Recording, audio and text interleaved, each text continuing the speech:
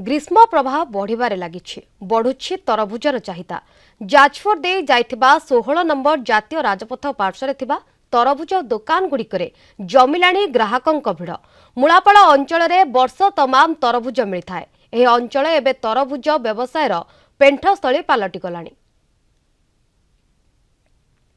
भुवनेश्वर गला बेले तरभुज गोटे घर को भी नहीं जाऊ आज भी खाइलु बहुत देह बहुत भल जलखिया न खाई तरभुज भी खाइबा आम पसंद कलु। खरा तो बहुत बढ़ला तेणु तरभुज निहाती पेट आवश्यक। बाटर गोटे तरभुज दुकान पड़ा यही खरार तरभुज खाइबा बहुत भल लगे। रास्ता सारा तरभुज थी तो भल लगे यही तरभुज दुकान तरभुज खाइलु। तरभुज फरभुज खाइले पेट भी ठंडा मुंड भी ठंडा बहुत भल। आम 4-5टा दुकान देखिलु कि यही दुकान मैंने भल लगुला।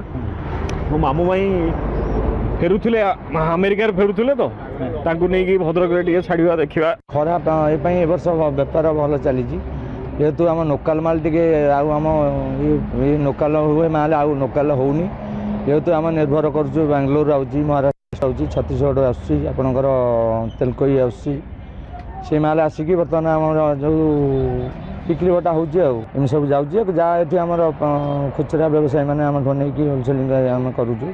ए वर्ष बेपार गोटे रकम चाहिदा अच्छे दाम ए वर्ष आर वर्ष टे अधिका रही।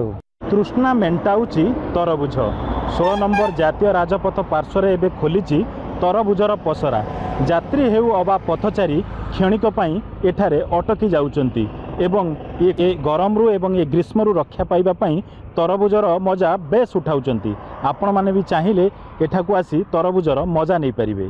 जाजपुर अविनेश्वर शतपथी, कलिंग टीवी।